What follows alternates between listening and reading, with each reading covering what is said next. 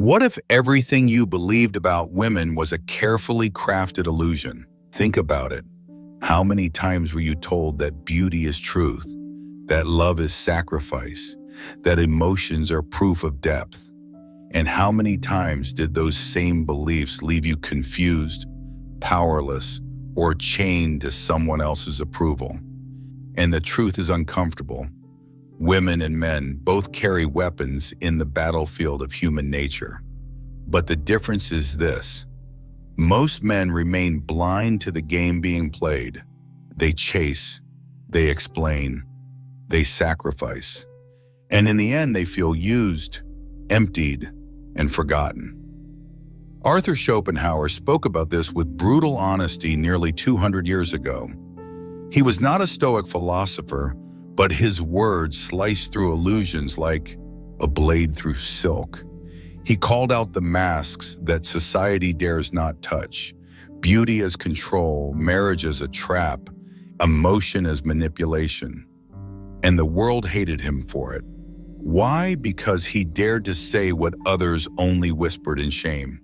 We are going to place Schopenhauer's harsh truths under the Stoic lens of reason, detachment, and self-mastery. Because without Stoicism, his words are poison.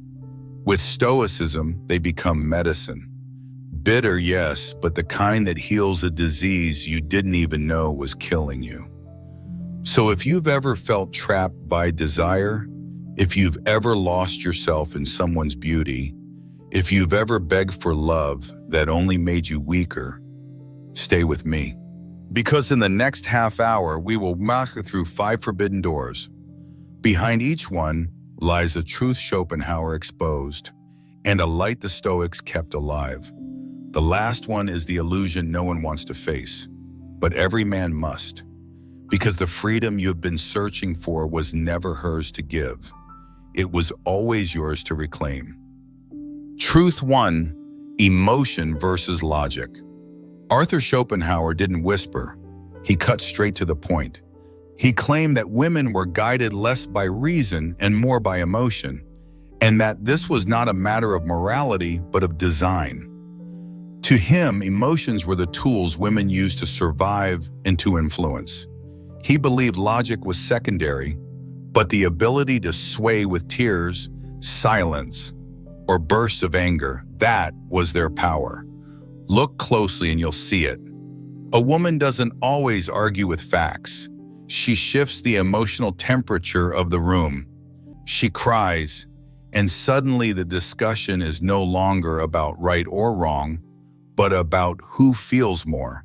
This is what Schopenhauer meant when he wrote that women use emotion, not logic.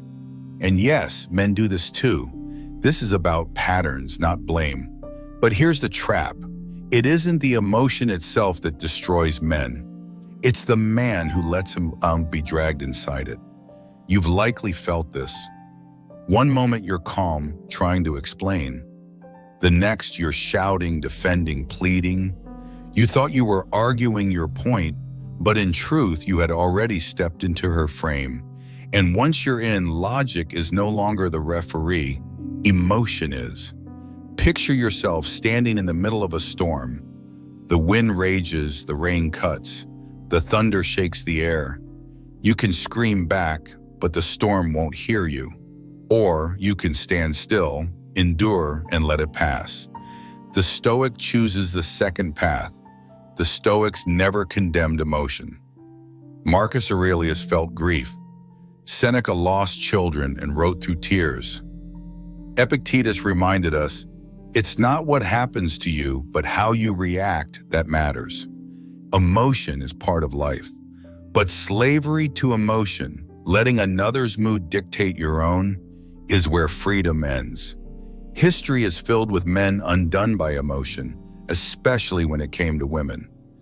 Mark Antony, one of Rome's greatest generals, lost his empire and his life in the grip of passion for Cleopatra.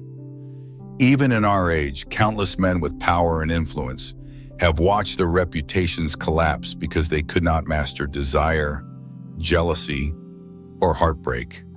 Different centuries, same story. The moment you let emotion rule, especially in love, you hand away your power. I've lived this lesson too. In one relationship, every disagreement became a test of who could shout louder. The more I fought, the more respect slipped away.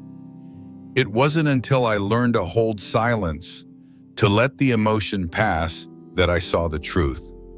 Restraint carries more weight than endless arguments.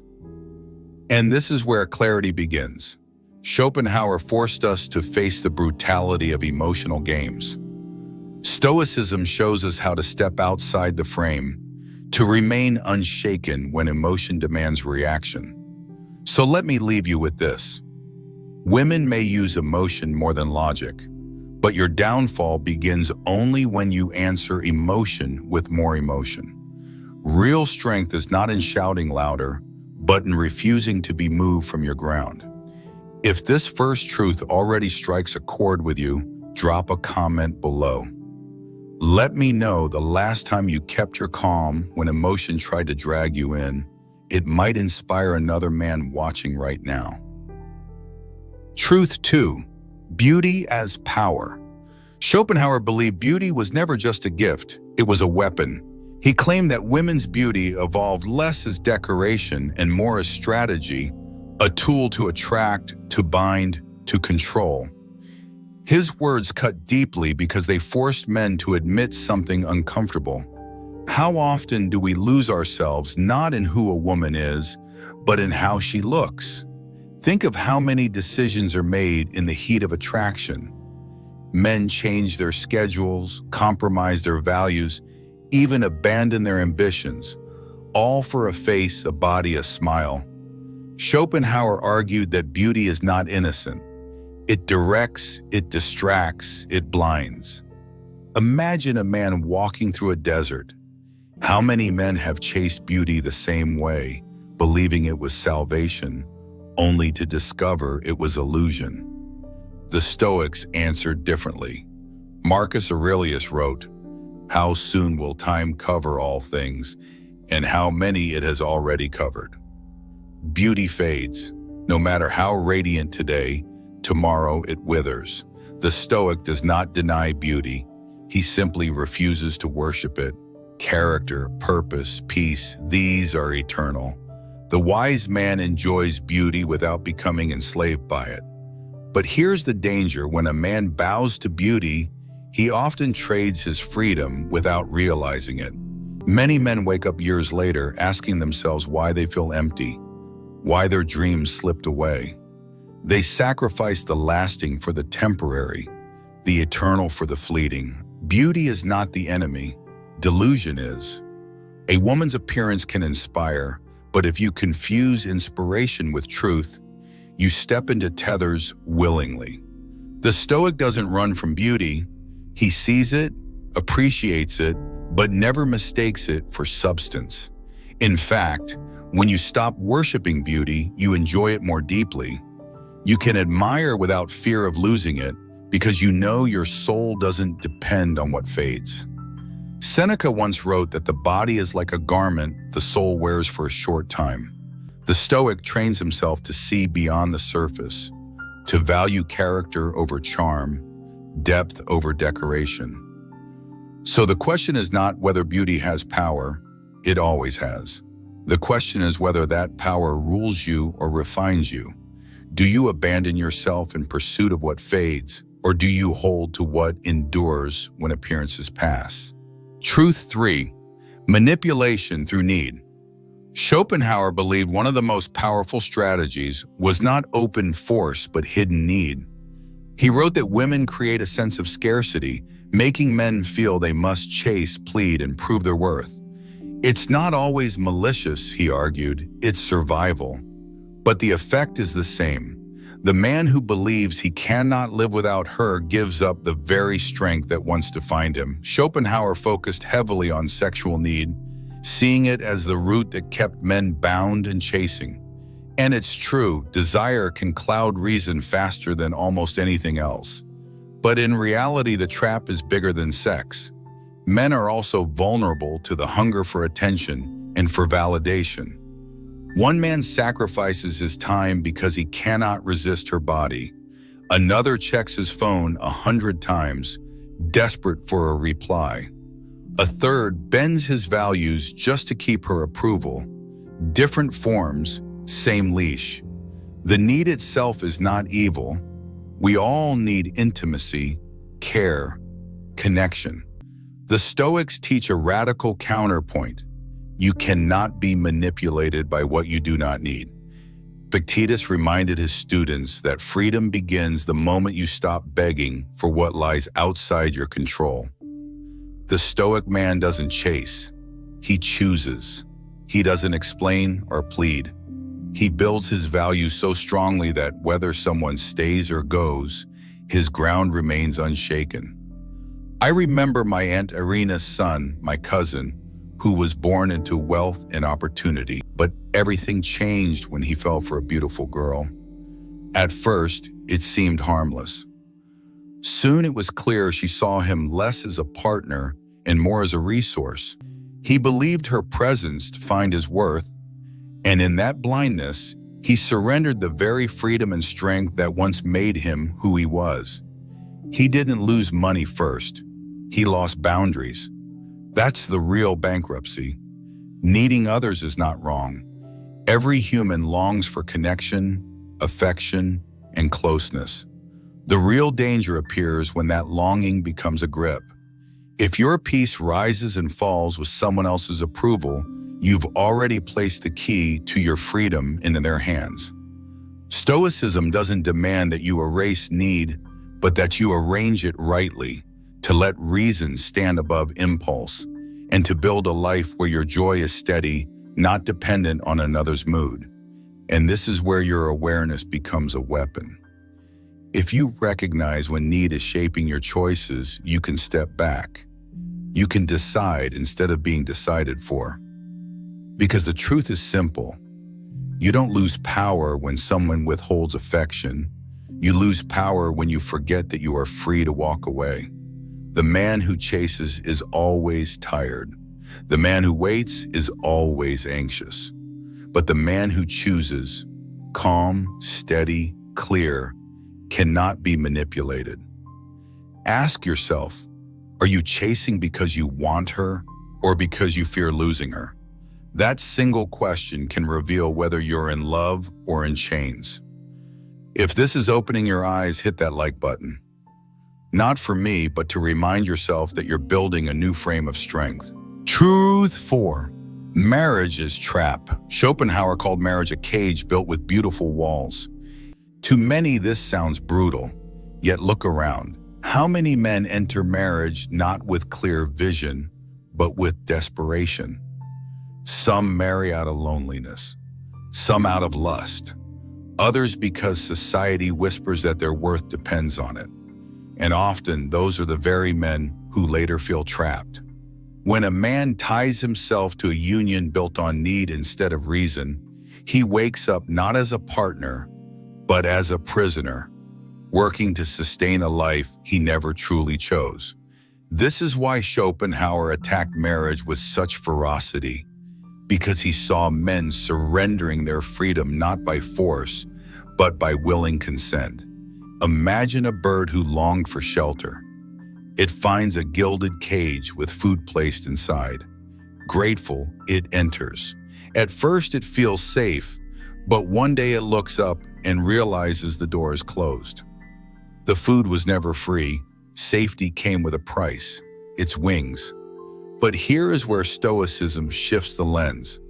The Stoic does not condemn marriage itself. He condemns blindness. Seneca, he who is brave is free. Freedom is not about avoiding union. It is about entering any bond with open eyes in steady judgment. A Stoic man does not marry to fill emptiness. He does not marry because he fears being alone. He marries, if he marries, because reason confirms what desire only promises. That same cousin, the son of my Aunt Irina, eventually got what he thought he wanted. But it didn't take long for the truth to surface. Her charm came with demands.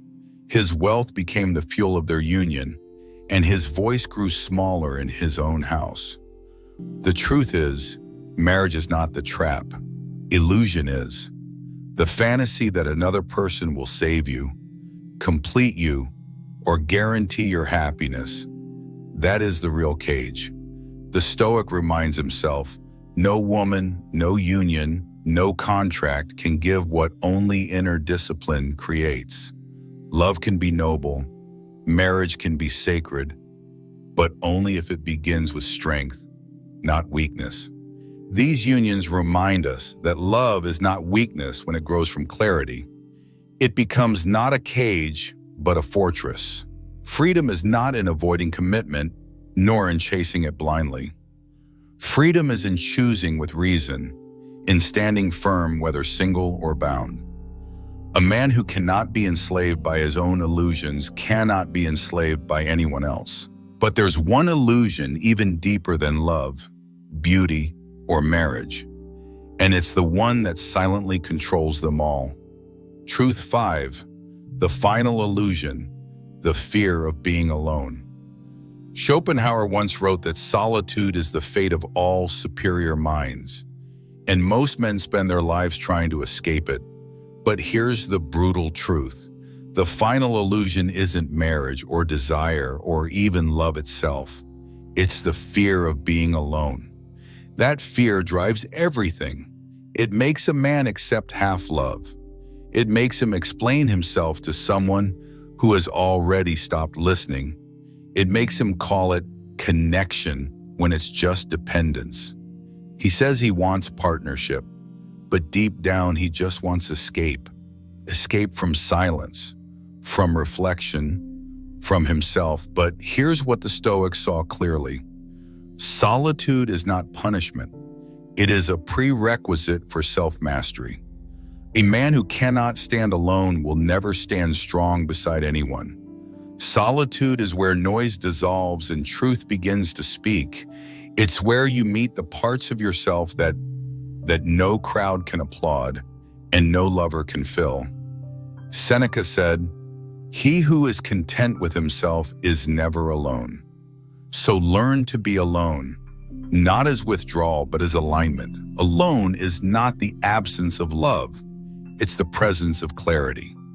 Because once you stop fearing solitude, you stop mistaking attachment for meaning. And that is the last illusion breaking. You've walked with me through Schopenhauer's brutal truths, the Stoic lens that reframes them, and the clarity test that held up a mirror to your own life. But now comes the part that matters most. What you do with this knowledge today. Because philosophy without practice is just decoration.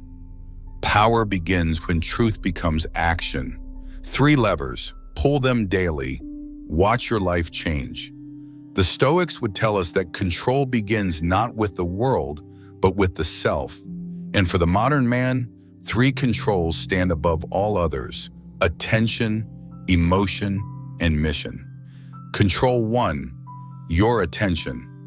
In today's world, attention is currency.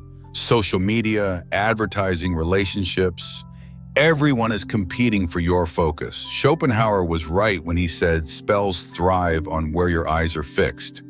If a woman consumes your every thought, you've already given her more than money. You've given her your life.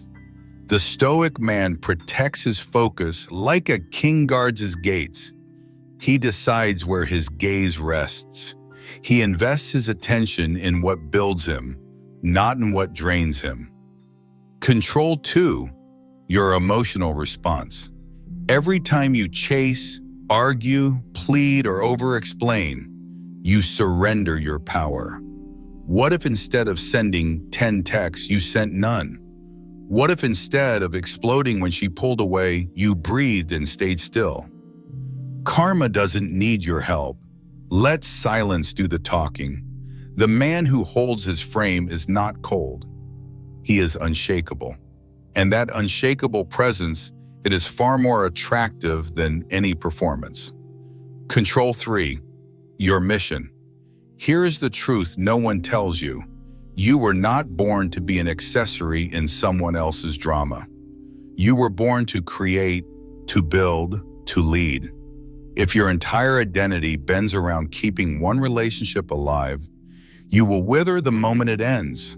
But if your mission stands, you remain whole regardless of who stays or goes. This is why Stoics insisted on inner work, discipline, and purpose. A man with a mission is never desperate, never chasing, never trapped. Whether you're 25 or 60, the game is the same. Protect your health, your legacy, and your peace, and it is your mission that protects all three. And here's the paradox. When you stop needing anyone to complete you, that's when people are drawn to you the most. Strength is magnetic. Purpose turns scarcity off. People feel it. Picture yourself in the desert when a sandstorm rises. The wind howls, grains of sand cut against your skin, and the horizon disappears. Those without shelter or bearings wander aimlessly until they collapse. But the one who plants his stake deep into the ground, who knows where he stands, can endure until the storm passes. Your attention, your response, your mission, these are your stakes in the ground. Without them, you are swept into other people's chaos. With them, you remain unshaken, no matter how fierce the storm. I've seen men reclaim their lives simply by taking back these three controls. They stopped scrolling, stopped chasing, stopped bending, and started building. And slowly, their confidence returned. They no longer needed to beg for affection because they had become whole on their own. Take this with you. Illusionary scripts will always exist. Some will come wrapped in beauty, some in promises, some in the comfort of routine. But none of them can trap the man who guards his attention, commands his response, and lives his mission. Schopenhauer exposed the cage. Stoicism hands you the key, and when you choose to use it, you don't just escape, you rise. Control 4. Your association, your circle. You are the average of the minds you tolerate. Control your circle, or your circle will control you. Schopenhauer warned that noise, gossip, and mediocrity are contagious. They weaken the will and dull the mind. The Stoics echoed it centuries before. Avoid those who waste your time or corrupt your focus. Every man has an inner empire to guard, his attention, his emotion, his mission. But what most forget is the fourth gate, his association. Stop giving your valuable time to people who don't protect your peace or your purpose. Audit your circle the way a king inspects his guard. Not everyone deserves to stand near your fire. If you walk with men who build, you'll build. If you walk with men who chase, you'll chase. Your life quietly mirrors the company you keep. So choose proximity with precision. Let solitude refine you, and let fellowship elevate you. Nothing in between. Because freedom is not just the absence of control, it's the presence of boundaries.